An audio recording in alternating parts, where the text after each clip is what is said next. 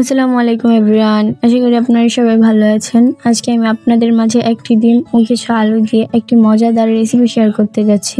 তো চলেন বেশি কথা না বাড়িয়ে শুরু করা যাক। বিসমিল্লাহ।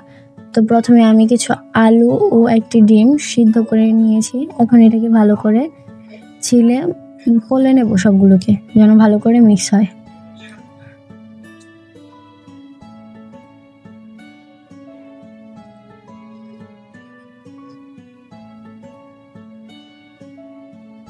সবগুলো পলা শেষ।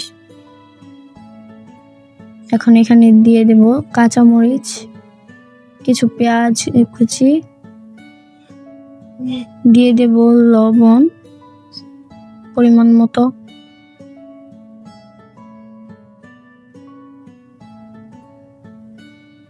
এখন এখানে দিয়ে দেব 2 টেবিল চামচ পরিমাণের মরিচের গুঁড়ো, হাফ চামচ হলুদের গুঁড়ো ও 1 টেবিল চামচ পরিমাণের ধনিয়া গুঁড়ো। তারপর দিয়ে দেব পেঁয়াজ বাটা, রসুন বাটা, আদা বাটা ও জিরে বাটা। এখন এখানে অ্যাড করে দেব 1 চামচ পরিমাণের কর্নফ্লাওয়ার আর অ্যাড করে দেব ময়দা।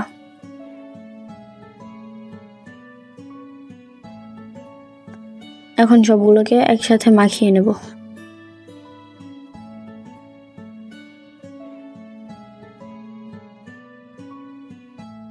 আমাদের ডোটা করা শেষ। এখন হাতের মধ্যে একটু পরিমাণের ডো নিয়ে সেটাকে ময়দার উপর গড়াগড়ি করে মাখিয়ে নেব।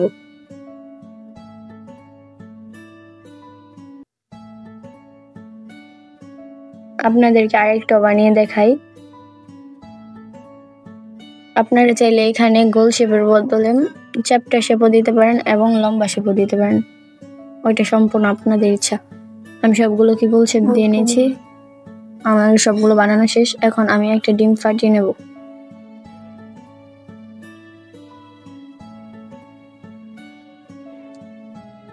এখন এই পর্যায়ে কড়াইয়ে তেল ঢেলে নেব।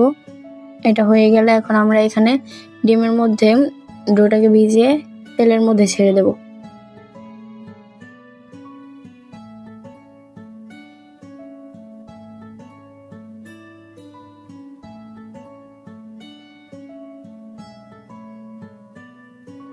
এখন এগুলোকে উল্টে নেব আমরা।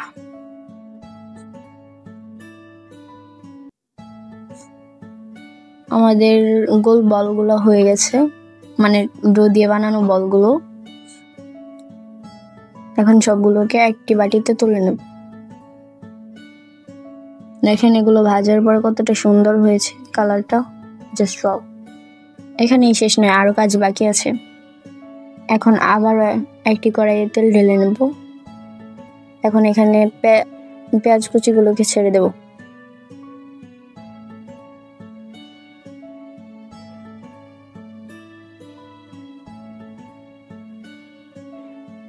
তারপর ভালো করে নাড়া দিয়ে নেব।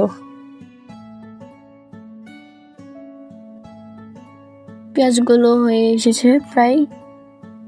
এখন এখানে আমরা দিয়ে দেব কিছু বাটা মশলা। এখানে আছে আদা বাটা, জিরে বাটা, পেঁয়াজ বাটা ও রসুন বাটা।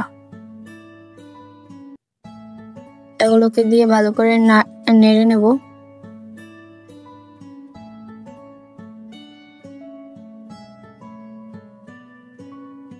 এখন এখানে অ্যাড করে দেব পানি। এখন এখানে অ্যাড করে দেব লবণ স্বাদ মতো, অ্যাড করে দেব 3 টেবিল চামচ পরিমাণের মরিচের গুঁড়ো, 1 টেবিল চামচ পরিমাণের হলুদের গুঁড়ো অ্যাড করে দেব এখানে, আর দিয়ে দেব 1 টেবিল চামচ পরিমাণের ধনিয়া গুঁড়ো। এখন এটাকে ভালো করে নেড়ে নেব।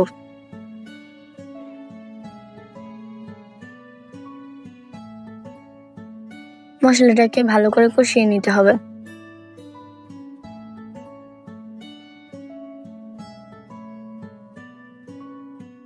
মশলাটা কষানো শেষ। এখন আবার একটু ভালো করে নেড়ে নেব।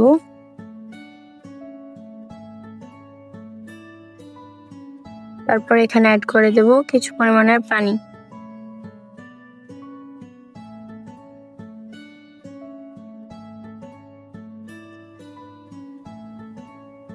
এখন একটু ভালো করে নেড়ে নেব। মশলাটাকে ভালো করে জাল করা শেষ। এখন একটু নেড়ে এখানে অ্যাড করে দেব সেই আমাদের তৈরি করে রাখা বলগুলোকে।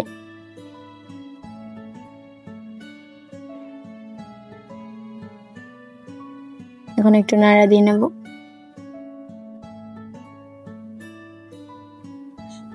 আমাদের বলটা প্রায় হয়ে গিয়েছে।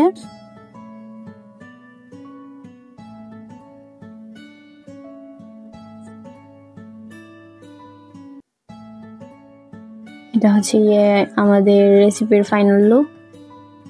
এটা আপনারা ফুল ফ্যামিলি সহ রুটি দিয়ে খেতে পারবেন, মাত্র একটি ডিম আর কিছু আলু সহকারে। ভিডিওটি যদি আপনাদের কাছে ভালো লেগে থাকে তাহলে অবশ্যই লাইক এবং সাবস্ক্রাইব করে দেবেন। দেখা হবে পরের ভিডিওতে। আল্লাহ হাফেজ।